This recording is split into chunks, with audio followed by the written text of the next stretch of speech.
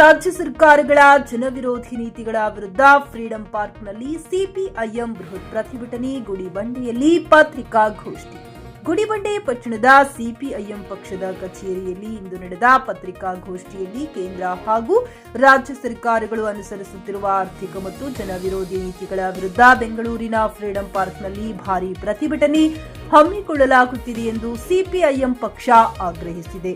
ಸರ್ಕಾರ form number 50, 53 ಹಾಗೂ ವಿಶೇಷವಾಗಿ 57ರ ಅಡಿ ಅರ್ಜಿಗಳನ್ನು ಆಹ್ವಾನಿಸಿರುವುದನ್ನು ತೀವ್ರವಾಗಿ ವಿರೋಧಿಸಿದರು. ಫಾರಂ 57 ಮೂಲಕ ಗೋಮಾಳ ಭೂಮಿಯನ್ನ ನೀಡುವುದಿಲ್ಲ ಎಂದು ಸರ್ಕಾರ ಸ್ಪಷ್ಟಪಡಿಸಿರುವುದನ್ನು ಖಂಡಿಸಿ ಇದರಿಂದ ರೈತರು ಹಾಗೂ ಗ್ರಾಮೀಣ ಜನತೆಗೆ ಭಾರೀ ಅನ್ಯಾಯವಾಗುತ್ತಿದೆ ಎಂದರು. ಈ ಹಿನ್ನೆಲೆಯಲ್ಲಿ ಸರ್ಕಾರದ ನೀತಿಗಳ ವಿರುದ್ಧ ಸಿಪಿಐಎಂ ಪಕ್ಷ ಸಮಾವೇಶ ನಡೆಸುತ್ತಿದೆ ಎಂದು ತಿಳಿಸಿದರು.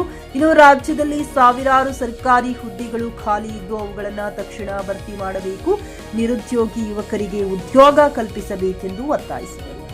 JN Krishna Reddy, check news Kannada, Chikkaballapur.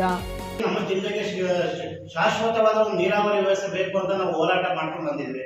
ಆದರೆ ಇಂದಿನ ಆಳುತ್ತಿರುವ ಒಂದು ಜನಪ್ರತಿನಿಧಿಗಳ ನಿರ್ಲಕ್ಷ್ಯದಿಂದ ನಮ್ಮ ಜಿಲ್ಲೆಗೆ ಅದು ನಮ್ಮ ತಾಲೂಕಿಗೆ ಶಾಶ್ವತ ನೀರಾವರಿ ವ್ಯವಸ್ಥೆ ಒದಗಿಸುವಲ್ಲಿ ವಿಫಲರಾಗಿದ್ದಾರೆ.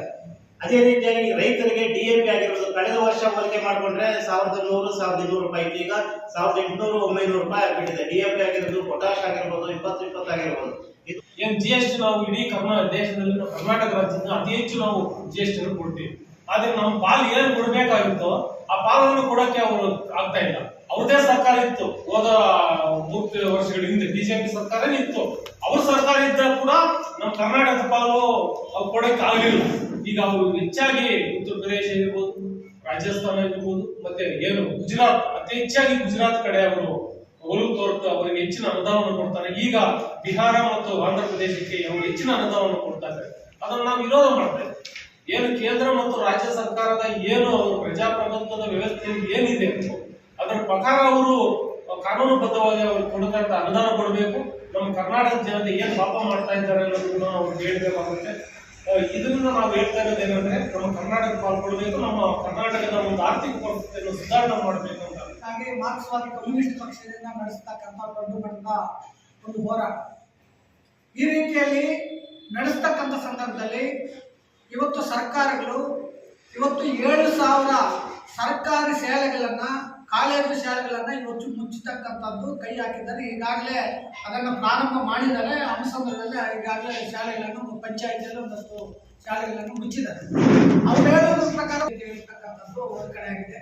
ಬಡವರಿಗೆ, ಕೂಲಿಕಾರರಿಗೆ, ರೈತರ ಮಕ್ಕಳಿಗೆ ಇವತ್ತು ಸಂಪೂರ್ಣವಾಗಿ ಶಿಕ್ಷಣವನ್ನ ಇವತ್ತು ವಂಚಿತರನ್ನಾಗಿ ಮಾಡಲಿಕ್ಕೆ ಇವತ್ತು ಖಾಸಗಿಯ ಶಾಲೆಗಳಿಗೆ ಹೆಚ್ಚು ಒತ್ತನ್ನು ಕೊಡಲಿಕ್ಕೆ ಇವತ್ತು ಸರ್ಕಾರ ಹೊರಟಿದೆ. ಹಾಗೆಯೇ ಇವತ್ತು ಆರೋಗ್ಯ ಇವತ್ತು ಆರೋಗ್ಯ ಪರಿಸ್ಥಿತಿ ನೋಡಿದಾಗಲೂ ಕೂಡ ಇವತ್ತಿನ ಪರಿಸ್ಥಿತಿಯಲ್ಲಿ ಎಲ್ಲದಕ್ಕೂ ಇವತ್ತು ಫೀಸನ್ನು ಇವತ್ತು ಫಿಕ್ಸ್ ಮಾಡಿದ್ದಾರೆ. ಮುಂದಿನ ದಿನಗಳಲ್ಲಿ ಆರೋಗ್ಯ ಕೇಂದ್ರಗಳು ಕೂಡ ಇವತ್ತು ಖಾಸಗಿಯವರಿಗೆ ಕೊಡಲಿಕ್ಕೆ ಇವತ್ತು ವ್ಯವಸ್ಥಿತವಾದಂಥ ಪಿತೂರಿಯನ್ನು ನಡೆಸ್ತಾ ಇದ್ದಾರೆ. ಮತ್ತೆ ವಿದ್ಯುತ್ತು ಕೂಡ ಇವತ್ತು ಖಾಸಗಿಯವರಿಗೆ ಕೊಟ್ಟು ಅದು ಕೂಡ ಸ್ಮಾರ್ಟ್ ಮೀಟರ್ ಹಾಕಿ ರೈತರಿಗೆ, ಬಡವ ಮನೆಗಳಿಗೆ ಕೂಡ ಇವತ್ತು ಸ್ಮಾರ್ಟ್ ಮೀಟರ್ ಹಾಕಿ ಹೆಚ್ಚಿನ ರೀತಿಯಲ್ಲಿ ಇವತ್ತು ದಂಧೆಯನ್ನು ನಡೆಸತಕ್ಕಂಥದಕ್ಕೆ ಈಗಾಗಲೇ ಕೈ ಹಾಕಿದ್ದಾರೆ. ಕೆಲವು ಖರೀದಿಸುವ ಪ್ಲಾನ್ ಇರುತ್ತೀರಾ? ಹಾಗಾದ್ರೆ ಕೇತಕಿ ಡೆವಲಪರ್ಸ್ ನಲ್ಲಿ ಮೂಲಭೂತ ಸೌಕರ್ಯಗಳುಳ್ಳ CC road, footpath, garden, under drainage, water supply, ಉತ್ತಮ ಪರಿಸರವುಳ್ಳ ಫ್ಲಾಟ್ಸ್ ಲೇಔಟ್ ಲಭ್ಯ. ಬೀದರ್, ಹುಮ್ನಾಬಾದ್ ಸೇರಿದಂತೆ ಹಲವು ಭಾಗಗಳಲ್ಲಿ ಸುಂದರ ಲೇಔಟ್ಗಳಿದ್ದು ಅತ್ಯುತ್ತಮ ಬೆಲೆ, EMI ಸ್ಕೀಮ್ಸ್ ಅನ್ನು ಲಭ್ಯ.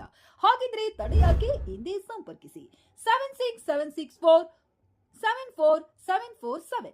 MD ಸಂಗಮೇಶ್ ಚಿದ್ರಿ, ಹುಮ್ನಾಬಾದ್. ಗ್ರಾಹಕರ ಸ್ಯಾಟಿಸ್ಫ್ಯಾಕ್ಷನ್ ನಲ್ಲಿ ನಂಬರ್ 1 ತೃಪ್ತಿಕರ ದೈಹಿಕವಾದ ಹುಮ್ನಾಬಾದ್ನ SV TVS ಶೋರೂಮ್ ನಿಮಗಾಗಿ ತರುತ್ತಿದೆ ಹೊಸ ಮಾಡೆಲ್ಗಳ ಹೊಸ ಬೈಕ್ಗಳು. ಇಲ್ಲಿ TVS ನ ಸ್ಪೇರ್ ಪಾರ್ಟ್ಸ್ ಹಾಗೂ ಸರ್ವಿಸ್ ಕೂಡ ಲಭ್ಯ. ಹಾಗಿದ್ರೆ ತಡೆಯಾಕೆ? ಹಿಂದೆ ಭೇಟಿ ನೀಡಿ, ನಾಗಲಕ್ಷ್ಮಿ ಧಾಬಾ ಹತ್ತಿರ, ಗುಲ್ಬರ್ಗಾ ರೋಡ್, ಹುಮ್ನಾಬಾದ್. ಹೆಚ್ಚಿನ ಮಾಹಿತಿಗಾಗಿ ಸಂಪರ್ಕಿಸಿ 8494951009.